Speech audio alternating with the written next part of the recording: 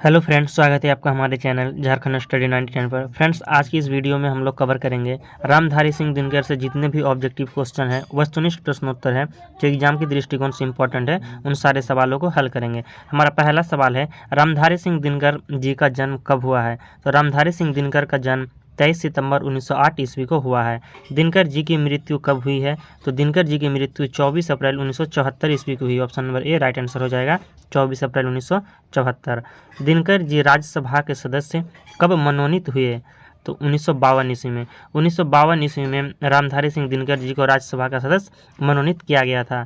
दिनकर जी भारत सरकार के गृह मंत्रालय में हिंदी सलाहकार कब से कब तक रहे?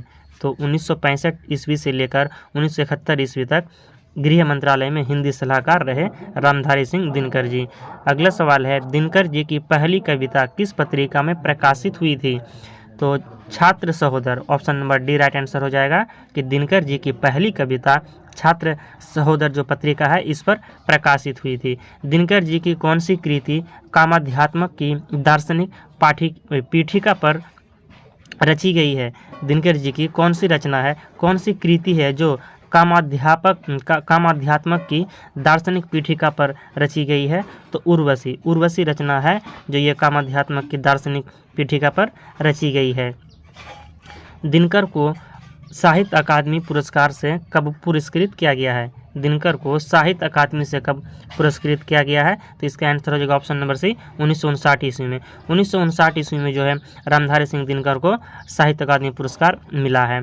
दिनकर को किस कृति के लिए साहित्य अकादमी पुरस्कार दिया गया? 1959 में तो साहित्य अकादमी पुरस्कार मिला, लेकिन किस कृति के लिए मिला है? तो इसका आंसर हो जाएगा संस्कृति के 4 अध्याय। संस्कृति के 4 अध्याय के लिए उन्हें 1959 ईस्वी में साहित्य अकादमी पुरस्कार मिला है। दिनकर को कविता लिखने का प्रेरणा कहाँ से मिली? दिनकर को जो है कविता लिखने की प्रेरणा कहाँ से मिली है? तो नाटक और रामलीला से। नाटक और रामलीला से उनको कविता लिखने का प्रेरणा मिला। दिनकर की मनुज का श्रेय कविता किस रचना से उद्धृत है?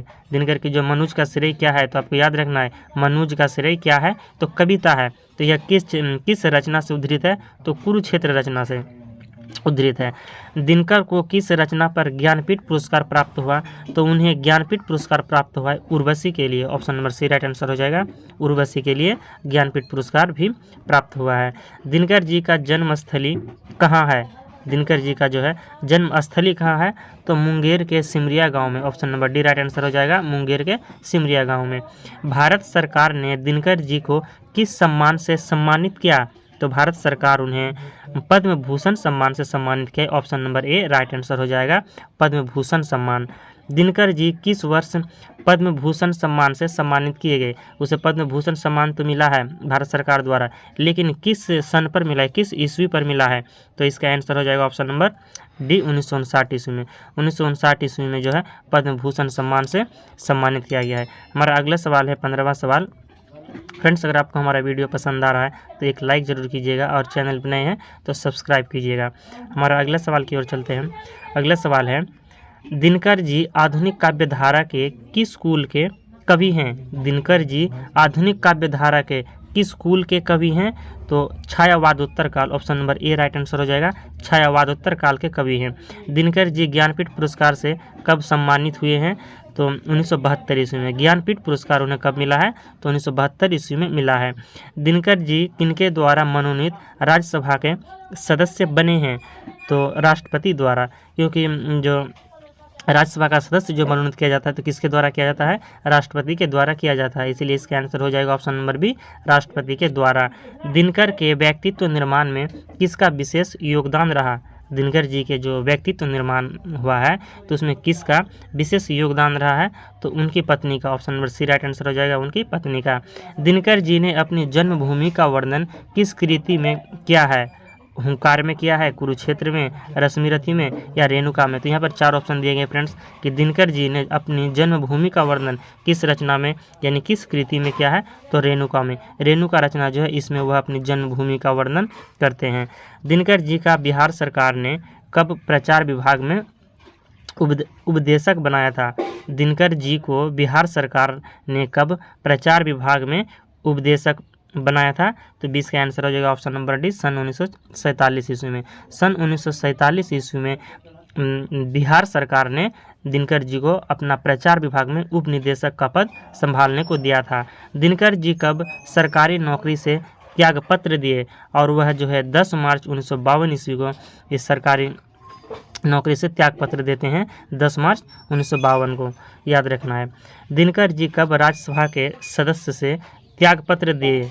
और वह जो राज्यसभा के सदस्य भी त्यागपत्र देकर भागलपुर विश्वविद्यालय के वाइस चांसलर बने? तो कब? तो 22 का आंसर हो जाएगा ऑप्शन नंबर ए, सन 1964 ईस्वी में। 1964 ईस्वी में वह राज्यसभा के सदस्य त्यागपत्र दे देते हैं और भागलपुर विश्वविद्यालय के वाइस चांसलर बनते हैं। दिनकर जी के व्यक्तित्व को देखकर कौन उन्हें ईरानी कहा करते थे? तो निराला जी, निराला जी यानी सूर्यकांत त्रिपाठी निराला, सूर्यकांत त्रिपाठी निराला जी, सूर्यकांत त्रिपाठी निराला जी उनके व्यक्तित्व को देखकर उन्हें ईरानी कहा करते थे। इसका आंसर हो जाएगा ऑप्शन नंबर सी, निराला जी। दिनकर जी वारसा यानी पोलैंड की राजधानी क्या है? वारसा है। तो दिनकर जी वारसा के अंतर्राष्ट्रीय में काव्य भाग कब लिए थे?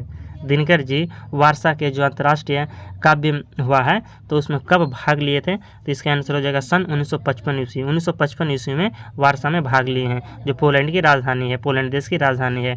दिनकर जी को कब चीन के लेखक संघ के निमंत्रण पर चीन गए थे? दिनकर जी कब चीन के लेखक संघ के निमंत्रण पर चीन गए थे? तो इसका आंसर हो जाएगा ऑप्शन नंबर ए, 1957 ईस्वी। 1957 ईस्वी पर जो है दिनकर जी जब लेखक का संघ हुआ है तो उस पर चीन गए थे। तो इसका आंसर हो जाएगा ऑप्शन नंबर ए, 1957 ईस्वी, याद रखना है।